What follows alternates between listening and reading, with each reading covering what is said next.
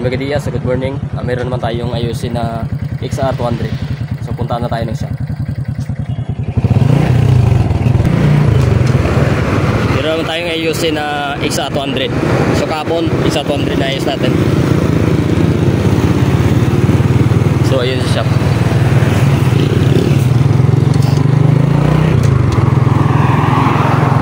Ayusin natin yung XR200.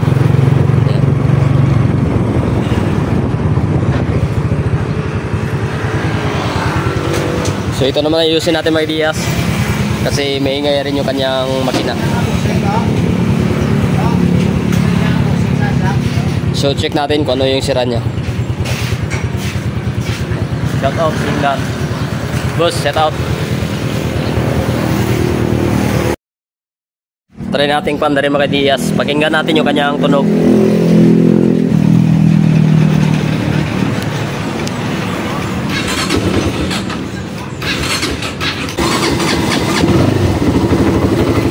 Yan, umandar na. Yan, lumalagitik.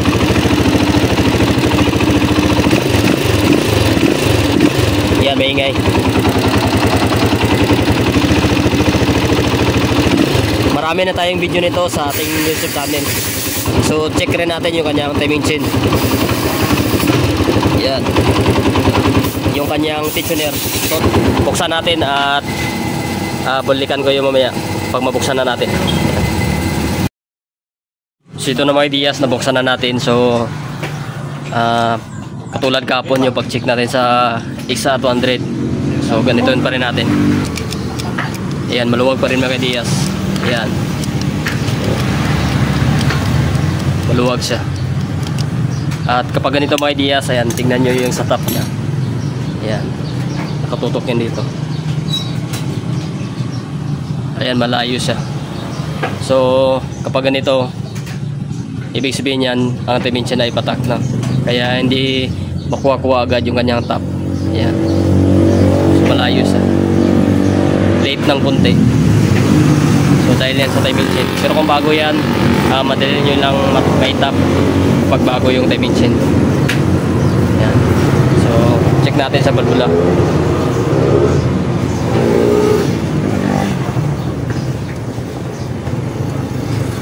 Medyo maluwag yung exhaust. At dito sa intake, pakinggan natin. Yan, sobrang luwag na. Kailangan na itong i-adjust. Yung sa topic screw nya, adjust natin mamaya.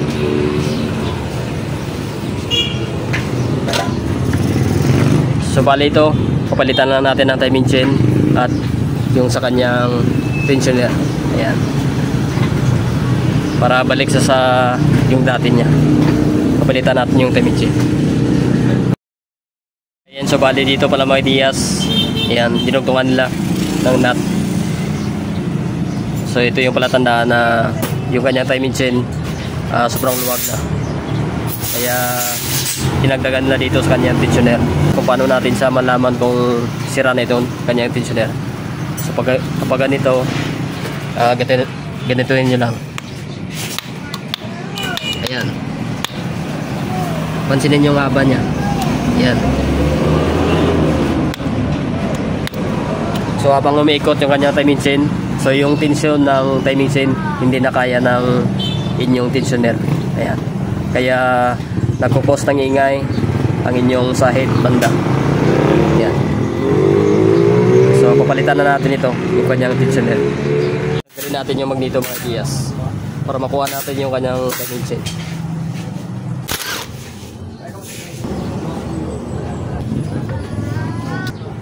Ayan, kung makikita nyo dito, basta yung timing chain na batak na at sobrang luwag na, ito yung matatamaan. Ayan, tatama yan dito. Kada tensyon ng inyong tensioner dito, aabot yan dito. Ayan. Katulad lang yan kanina dito sa likuran. Ayan, kapag sobrang luwag na, nagkukos ng ingay. Ayan. So ganoon rin dito sa inyong makina. Same scenario pa rin sa inyong dito sa bandang likuran. sa inyong kanina. Ayan. So ito na mga ideas, yung bagong timing chain. Ito yung kakabit natin. Ayan. Sukat natin yung bago dito sa luma. Yan, kung makikita nyo dito, mahaba na yung luma. Ito yung luma. At ito yung bago. Itong isa. Yan. Yan, mahaba na. So palitan na natin. Ito bali dito, may kamahalan kasi yung kanyang timing chain. So kaya ito lang muna yung mga replacement. So depende na yan sa inyo kung meron kayong budget. Nakadepende kasi sa budget yung mga ikakabit natin. Yan. Ito na yung bago. Shoutout kay pare. At ito na mga ideas yung kanyang tensioner. Ayan. Bago na yung ikabit natin.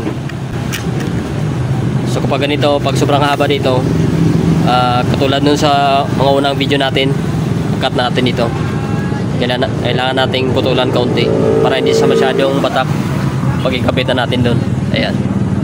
Ay mga ideas, kapitan natin itong bagong timing chain. Kaya harap mo magaling, sabi Lin.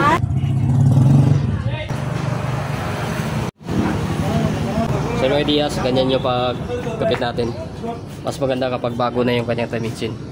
Yan. Hindi katulad kanina yung pag video natin dyan.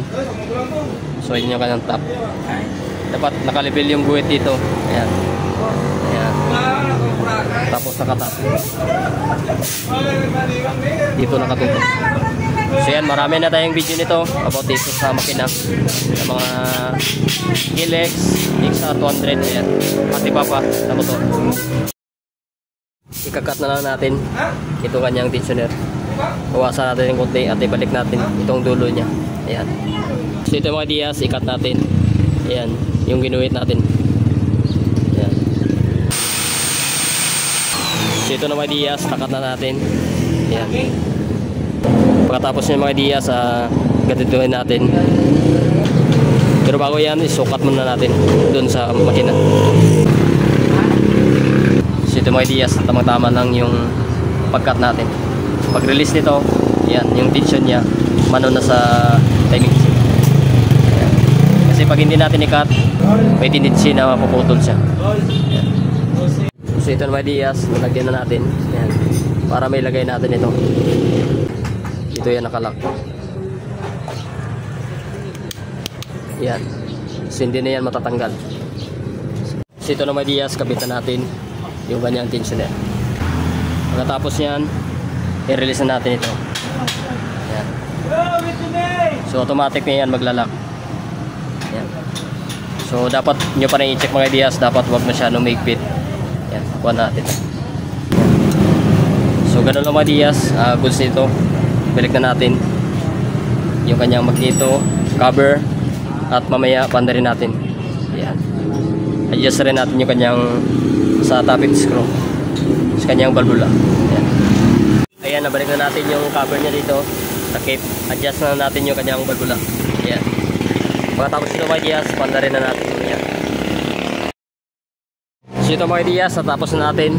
Na-adjust natin yung valvula. Pinalitan natin yung timing chain at tensioner. So ito yung sira niya. Ayan. Kikita nyo. Ayan. Panda rin natin.